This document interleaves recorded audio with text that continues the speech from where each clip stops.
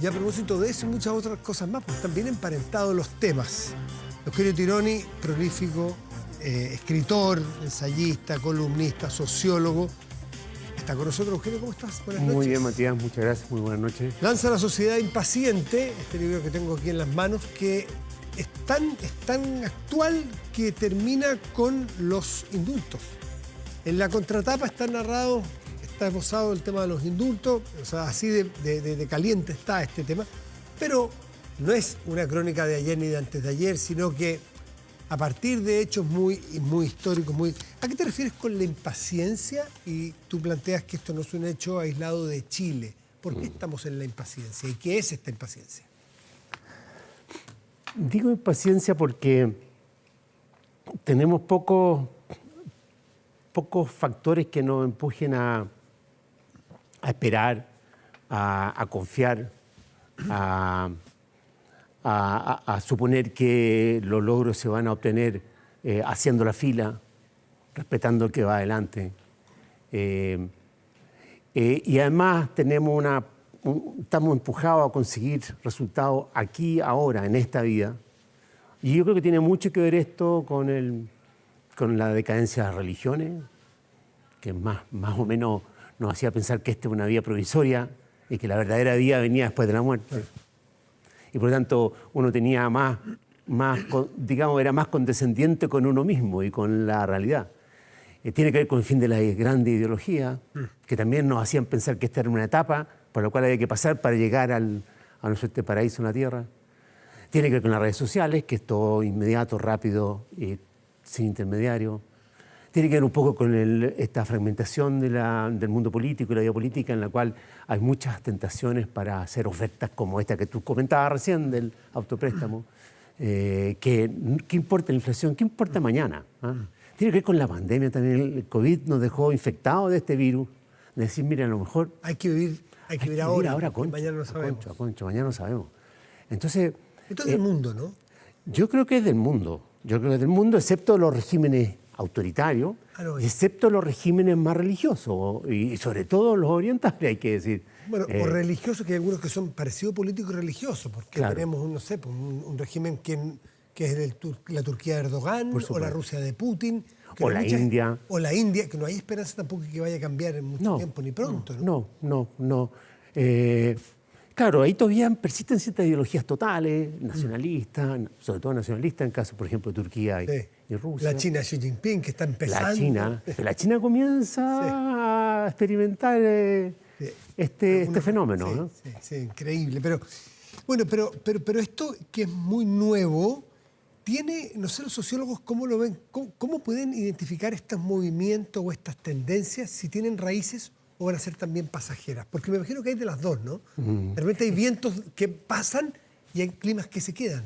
Pero es que nosotros ya tenemos cierta evidencia. ¿Sí? Nosotros pensamos 16 años entre Bachelet y Piñera. Sí, lo mencionas tú eso. 16 años. Sin inventar un recambio.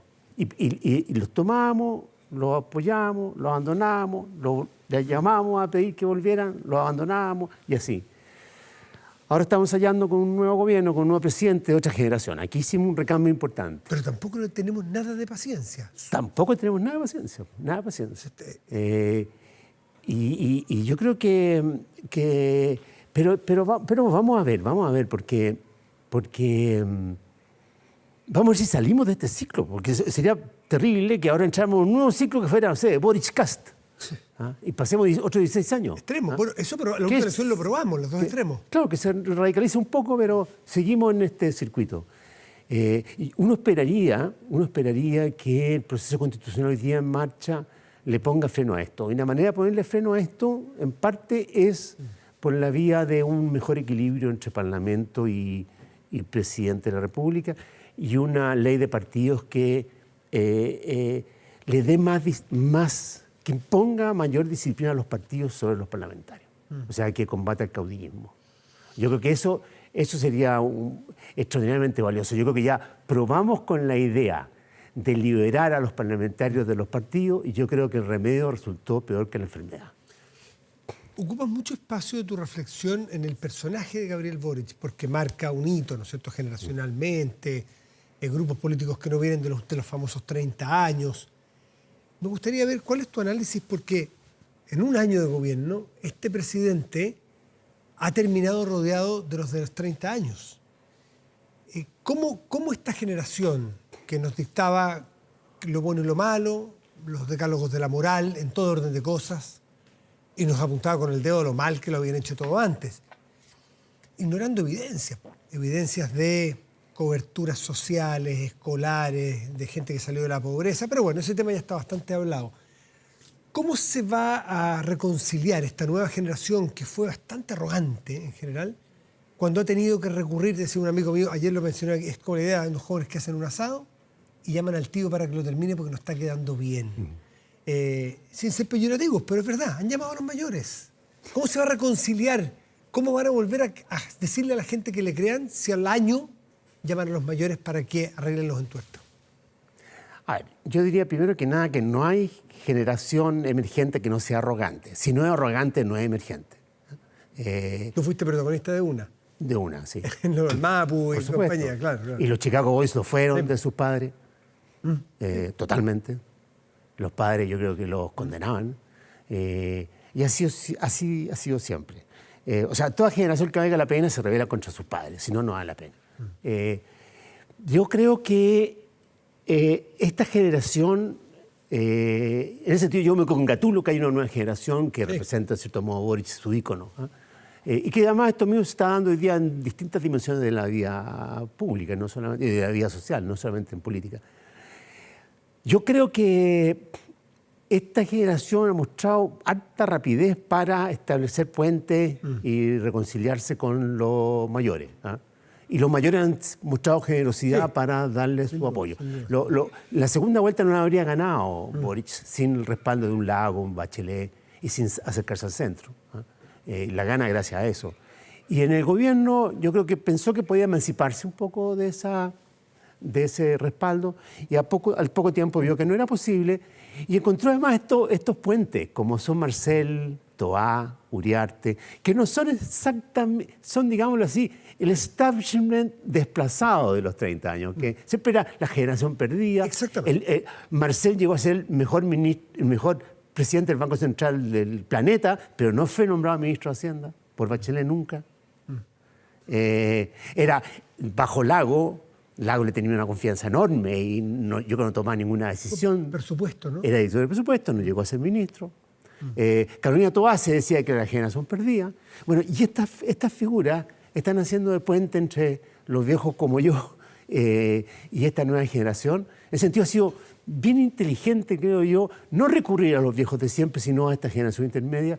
Y yo creo que si este gobierno logra restablecer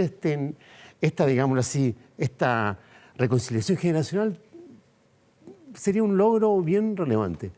Porque yo creo que cada vez le tengo más miedo a las guerras de generaciones, digamos, que a otro tipo de guerras de clase o ideológica. Exactamente. Y no solamente en lo generacional, sino que en las ideas, fundantes. Porque vemos que en el tema que toquemos, pues, en el tema de la violencia, en el tema de las leyes que votaron, no vamos a hacer el rosario de leyes porque ya están recontrasabidas. Hoy día en el gobierno reponen muchas de esas leyes y se congratulan de aprobarlas. Cuando vemos lo del litio, que la ministra avisa que sin los privados, incluso que con SQM hay que sacar el litio y ahora porque nos apura. Eso es pragmatismo, como decía un amigo mío también, pragmatismo encefalocraniano, pragmatismo a todo chancho. Eso hay algunos en estos sectores de izquierda que van a tirar la esponja, que no van a querer. Mira, yo van creo a terminar acusando de neoliberal a lo mejor algunos de estos. Lo de SQM me pareció increíble, que le digan el litio hay que sacarlo, sea con quien sea. Es casi como da lo mismo que color del gato. Claro. Mira, yo creo que, primero que nada, esto es muy millennial. No es... Esto es un rasgo más generacional que de político. A mí me gusta esto que no tengan invertido el ego, digamos, en la consistencia. Yo creo que eso está bueno para un mesías, para un sacerdote. Y los sacerdotes además hemos descubierto que nos mentían con la consistencia.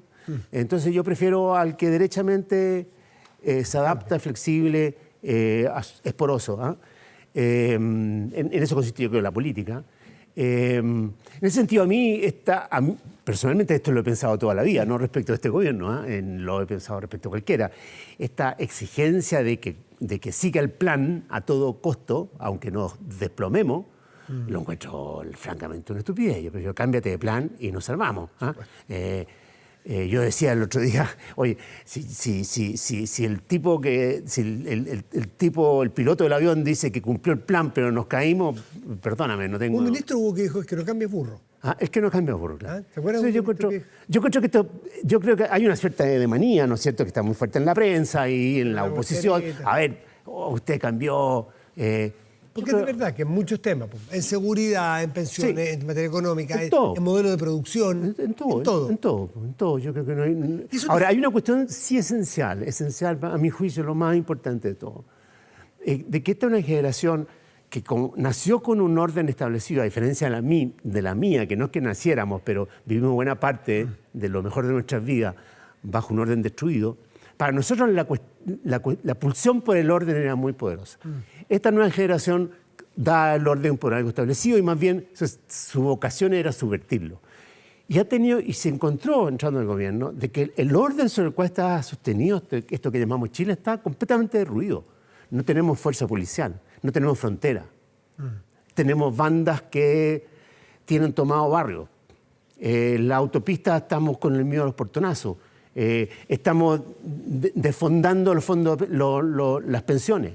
O sea, y ellos han tenido que hacerse cargo del orden, de restablecer un orden, que quizás no es el que soñaban, pero sin orden todo lo demás no se puede obtener. Y yo creo que ese aprendizaje, que es en cierto modo el aprendizaje que uno esperaría que uno adquiera cuando llega a la condición de adulto, yo encuentro que es muy importante que lo estén viviendo. Y esa cuestión se aprende en los hechos. En menos de un año, el presidente de la República avala de alguna manera la frase, porque si no lo hubiese corregido, la frase de que hay que hacer una revisión crítica al programa.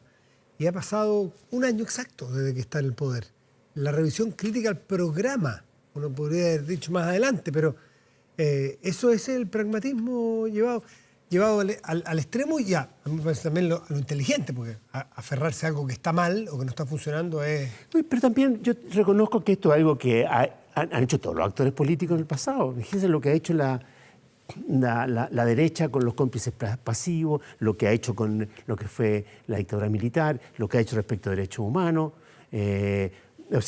Lo que plantea Coloma en una entrevista del domingo, diciendo que está dispuesto a buscar entendimiento en puntos intermedios. O sea, el que se mete a jugar a la política tiene que aceptar que tiene que mutar, tiene que cambiar, tiene que ceder, tiene que encontrar puntos de acuerdo. ¿Cómo te le imaginarías, Eugenio Tironi, a este mismo grupo que va a tener que hacer campaña en 4 años más con otro candidato o en 3 años más?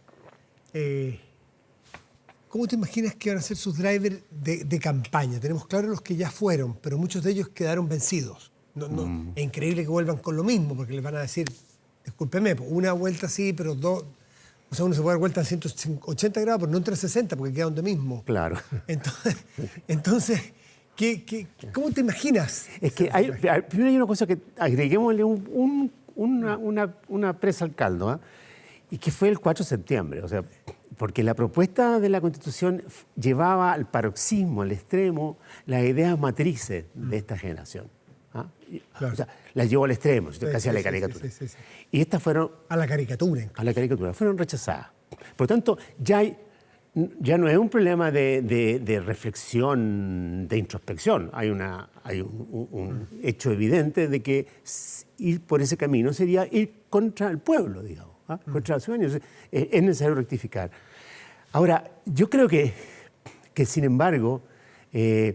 hay cuestiones de ese pasado, digámoslo así, hay ilusiones que estaban allí presentes que habría que reivindicar, yo creo que habría que recoger. No hay que tirar el bebé con el agua a la bañera, que está un poquito claro. Esto.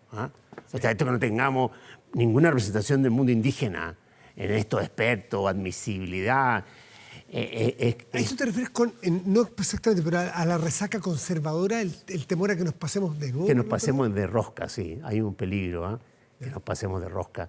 Yo creo que Sí, yo creo que en ese sentido, digamos, casi uno de mis propósitos con el libro, a ver, oye, tratemos de, no nos dejemos ya por la impaciencia y pensemos de que como nos vamos olvidando del pasado, nos olvidamos que tuvimos el octubre del 19, nos olvidamos de la convención, nos olvidamos de Boric, y ya vamos pensando en cosas nuevas. Yo creo que hay cosas de ahí que hay que rescatar.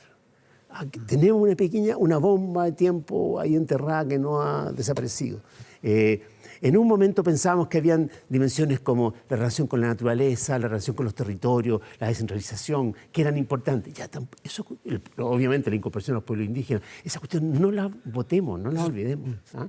Porque si no vamos a estar alimentando a la larga una nueva explosión. ¿Ah? Y vamos a seguir en los bandazos. Sí. La sociedad impaciente tiene muchísimos otros temas y de ahí descuelgan otras reflexiones que uno mismo puede hacer a partir de las propias vivencias, de lo que está en el día a día. Porque esto es un libro súper actual. Eugenio Tirón, este libro ya está en librería. Sí, absolutamente, sí. Así que te agradecemos mucho que vengas a conversar unos minutitos sobre él. Encantadísimo. Estar invitado a leerlo porque uno entiende y lo ayuda a reflexionar. Ayer me pilló el temblor leyéndolo. Estaba sentado. Pero no, eso me pasó a mí nomás. No es que sea tan tembloroso el libro. Muchas gracias, Eugenio, que te vaya muy bien. Muchas gracias.